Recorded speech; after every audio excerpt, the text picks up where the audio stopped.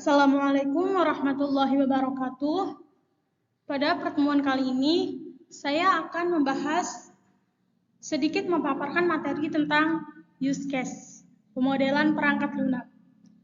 Sebelumnya, perkenalkan, nama saya Munawiyah dengan NIM 230507774. Tugas mata kuliah ini desain dan pemrograman berorientasi objek.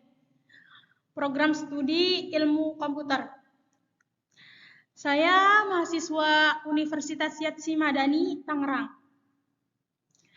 Langsung masuk ke materi. Materi use case ini dilatar belakangi dalam pengembangan perangkat lunak. Memahami kebutuhan pengguna sangat penting. Use case digunakan untuk menggambarkan bagaimana sistem digunakan oleh pengguna. Dengan use case, komunikasi antara tim, pengembang, dan pemangku kepentingan menjadi lebih mudah. Selanjutnya, di sini juga ada pengertian use case. Jadi, pengertian use case itu adalah deskripsi tentang interaksi antara aktor atau pengguna dan sistem untuk mencapai tujuan tertentu. Sedangkan use case ini digunakan untuk menggambarkan kebutuhan fungsional suatu sistem. Dan use case ini biasanya ditampilkan dalam bentuk diagram use case dalam UML. Next, di sini juga ada tujuan use case. Tujuan yang pertama, bisa menyediakan pemahaman sistem dari sudut pandang pengguna. Tujuan yang kedua, juga mendefinisikan batasan sistem. Dan tujuan yang ketiga, bisa membantu tim dalam proses analisis dan desain perangkat lunak. Selanjutnya, di sini ada komponen use case. Di sini komponen yang pertama ada aktor. Aktor ini yaitu pengguna atau sistem lain yang berinteraksi. Komponen yang kedua ada use case, fungsi atau layanan yang diberikan sistem.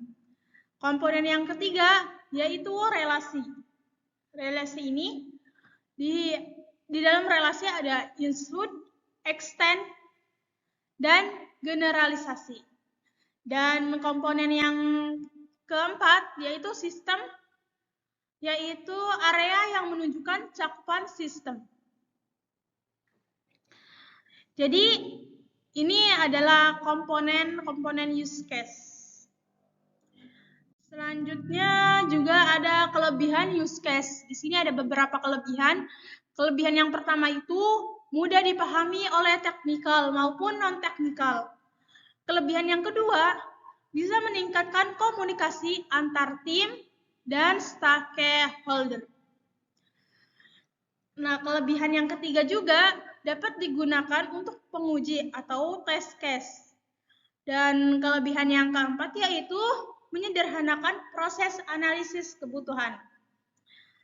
Selanjutnya, di sini bisa dilihat ada simbol use case. Simbol yang pertama seperti manusia lidi seperti ini namanya aktor. Aktor ini keterangannya mewakili peran orang, sistem yang lain, atau alat ketika berkomunikasi dengan use case. Yang simbol yang kedua, di sini ada bulat lebar seperti ini namanya use case. Keterangannya abstraksi dan interaksi antara sistem dan aktor. Simbol selanjutnya ada tanda panah yang dinamakan association. Keterangannya itu abstraksi dari penghubung antara aktor dengan use case. Dan simbol selanjutnya juga ada tanda panah tetapi putus-putus. Ini namanya generalisasi, yaitu menunjukkan spesialisasi aktor untuk dapat berpartisipasi dengan use case. Selanjutnya, simbol selanjutnya ini tanda panah sebelah kiri yang dinamakan include, yaitu menunjukkan bahwa suatu use case seluruhnya merupakan fungsionalitas dari use case lainnya.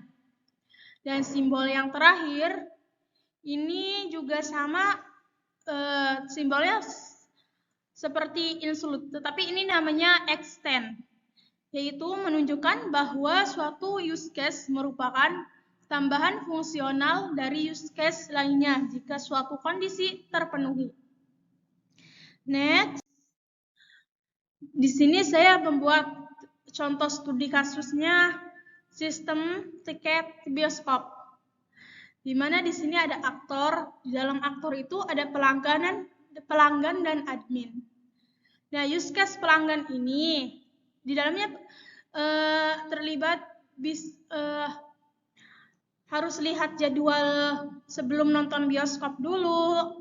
Setelah sudah menentukan jadwalnya, pesen tiketnya. Setelah sudah pesen tiket, lalu bayar tiket tersebut. Sedangkan use case dari admin hanya bekerja kelola film dan mengelola jadwalnya saja.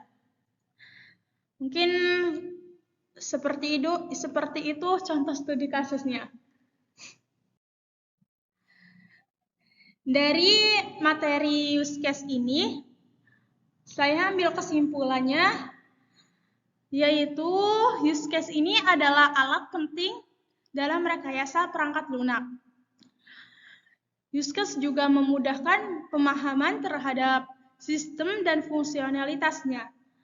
Juga bisa membantu analisis, desain, dan dokumentasi sistem. Dan juga visualisasi use case membuat komunikasi lebih efektif.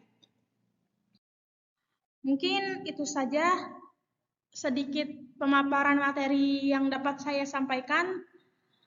Kurang lebihnya mohon maaf. Wassalamualaikum warahmatullahi wabarakatuh.